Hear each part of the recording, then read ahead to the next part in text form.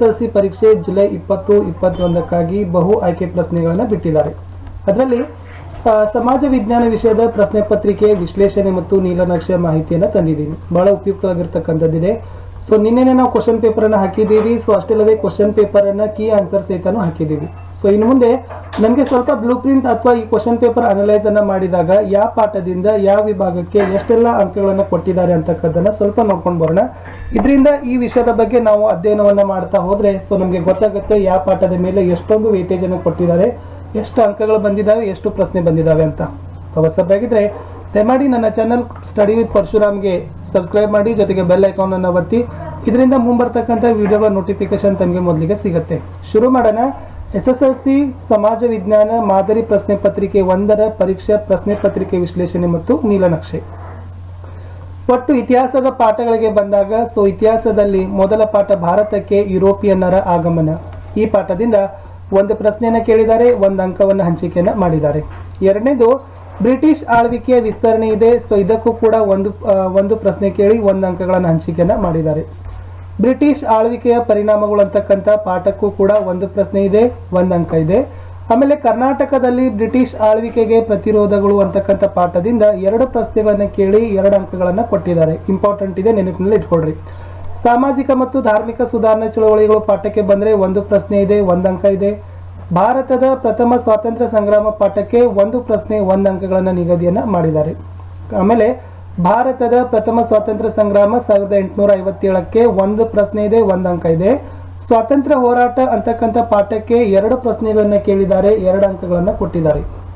ಗಾಂಧಿ ಯುಗ ಮತ್ತು ರಾಷ್ಟ್ರೀಯ ಹೋರಾಟ ಅಂತಕ್ಕಂಥ ಪಾಠದಿಂದ 3 ಪ್ರಶ್ನೆಗಳನ್ನು ಕೇಳಿ 3 ಅಂಕಗಳನ್ನು ಹಂಚಿಕೆಯನ್ನು ಮಾಡಿದ್ದಾರೆ. ಕಡೆಗೆ ಸ್ವಾತಂತ್ರ್ಯೋತ್ತರ ಭಾರತ ಇತಿಹಾಸದಲ್ಲಿರ್ತಕ್ಕಂಥ ಕಡೆಯ ಪಾಠ, ಅದಕ್ಕೂ ಕೂಡ ಒಂದು ಪ್ರಶ್ನೆಯನ್ನು ಕೇಳಿ 1 ಅಂಕಗಳನ್ನು ಕೊಟ್ಟಿದ್ದಾರೆ. ಒಟ್ಟಾರೆಯಾಗಿ ಇತಿಹಾಸ ವಿಷಯದಲ್ಲಿ 13 ಪ್ರಶ್ನೆಗಳನ್ನು ಕೇಳಿದ್ದಾರೆ, 13 ಅಂಕಗಳನ್ನು ಹಂಚಿಕೆಯನ್ನು ಮಾಡಿದ್ದಾರೆ. ಸೊ ಮೋಸ್ಟ್ ಇಂಪಾರ್ಟೆಂಟ್ ಆಗಿರ್ತಕ್ಕಂಥದ್ದು ಕರ್ನಾಟಕದಲ್ಲಿ ಬ್ರಿಟಿಷ್ ಆಳ್ವಿಕೆಗೆ ಪ್ರತಿರೋಧಗಳು, ಸ್ವಾತಂತ್ರ್ಯ ಹೋರಾಟ, ಗಾಂಧಿ ಯುಗ ಮತ್ತು ರಾಷ್ಟ್ರೀಯ ಹೋರಾಟ, ಈ 3 ಪಾಠದಿಂದ ಒಟ್ಟು 7 ಅಂಕಗಳ ಪ್ರಶ್ನೆಗಳು ಬಂದಿದ್ದಾವೆ. ಸೊ ಅದನ್ನು ತಾವುಗಳು ಗಮನದಲ್ಲಿ ಇಟ್ಕೊಂಡ್ರೆ ಸೊ ಇದು ಕ್ಲಿಯರ್ ಆಯಿತು ಅಂತ ಅನ್ಕೊಂಡಿನಿ. ಇತಿಹಾಸ ವಿಭಾಗಕ್ಕೆ 13 ಪ್ರಶ್ನೆಗಳನ್ನು ಕೊಟ್ಟು 13 ಅಂಕಗಳ ಹಂಚಿಕೆಯನ್ನ ಮೊದಲ ಪ್ರಶ್ನೆ ಸೆಟ್ನ ಮಾದರಿ ಪ್ರಶ್ನೆ ಪತ್ರಿಕೆಯಲ್ಲಿ ಮಾಡಿದ್ದಾರೆ ಮಂಡಳಿಯವರು. ಇನ್ನು ಮುಂದೆ ಹೋಗೋಣ. ಸೊ ದಯಮಾಡಿ ನನ್ನ ಚಾನಲ್ ಸ್ಟಡಿ ವಿತ್ ಪರಶುರಾಮ್ ಹಾಗೂ ಸ್ಮಾರ್ಟ್ ವರ್ಕ್ ಅಂತ ಇನ್ನೊಂದು ಯೂಟ್ಯೂಬ್ ಚಾನಲ್ ಇದೆ, ಅವೆರಡಕ್ಕೂ ಕೂಡ ತಾವುಗಳು ಸಬ್ಸ್ಕ್ರೈಬ್ ಮಾಡಿ.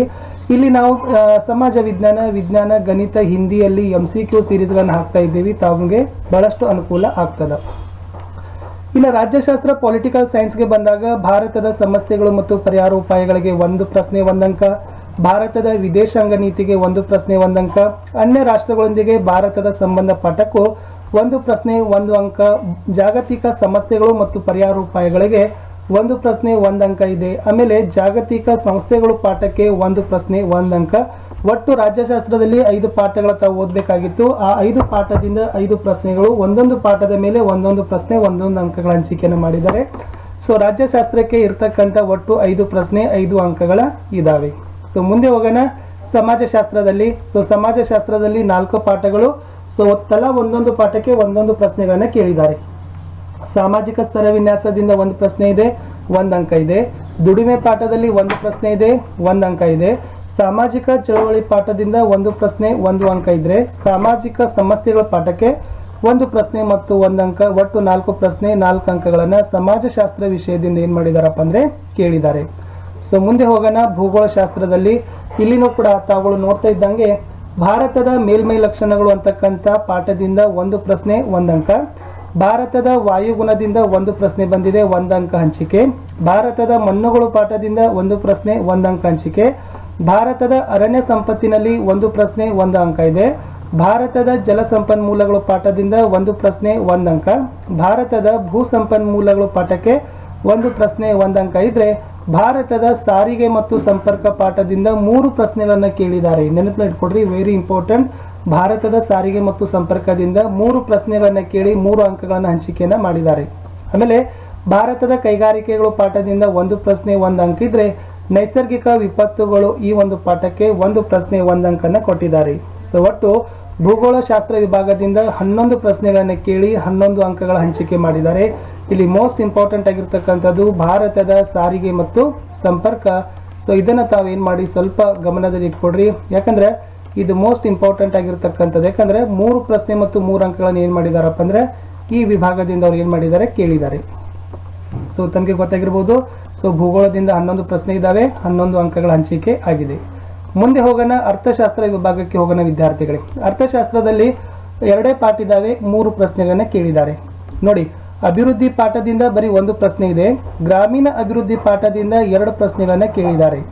ಸೊ ಒಟ್ಟು ಎಷ್ಟದು? 3 ಪ್ರಶ್ನೆಗಳದು, 3 ಅಂಕಗಳದು ಅರ್ಥಶಾಸ್ತ್ರ ವಿಷಯಕ್ಕೆ ಸಂಬಂಧಪಟ್ಟಂತೆ. ಇನ್ನು ಕಡೆಗೆ ನಾವು ವ್ಯವಹಾರ ಅಧ್ಯಯನಕ್ಕೆ ಹೋಗೋಣ, ಬಿಸ್ನೆಸ್ ಸ್ಟಡಿಯಲ್ಲಿ. ಸೊ ಏನಿದೆ ಅಂತ ನೋಡೋಣ. ಇಲ್ಲಿನೂ ಕೂಡ 2 ಪಾಠಗಳಿದಾವೆ, ಆದ್ರೆ 4 ಪ್ರಶ್ನೆಗಳನ್ನ ಕೇಳಿದ್ದಾರೆ, 4 ಅಂಕಗಳ ಹಂಚಿಕೆಯನ್ನು ಕೇಳಿ ಒಂದೊಂದು ಪಾಠಕ್ಕೆ 2 ಪ್ರಶ್ನೆ 2 ಅಂಕಗಳನ್ನು ಏನ್ ಮಾಡಿದಾರಪ್ಪ ಅಂದ್ರೆ ಕೊಟ್ಟಿದ್ದಾರೆ. ನೋಡಿ, ವ್ಯವಹಾರ ಅಧ್ಯಯನ ಬ್ಯಾಂಕಿನ ವ್ಯವಹಾರಗಳಂತಕ್ಕಂಥ ಪಾಠದಿಂದ 2 ಪ್ರಶ್ನೆ 2 ಅಂಕ ಇದೆ. ಗ್ರಾಹಕರ ಶಿಕ್ಷಣ ಮತ್ತು ರಕ್ಷಣೆ ಅಂತಕ್ಕಂಥ ಪಾಠಕ್ಕೂ ಕೂಡ 2 ಪ್ರಶ್ನೆ 2 ಅಂಕಗಳ ಹಂಚಿಕೆಯನ್ನು ಕೊಟ್ಟಿದ್ದಾರೆ.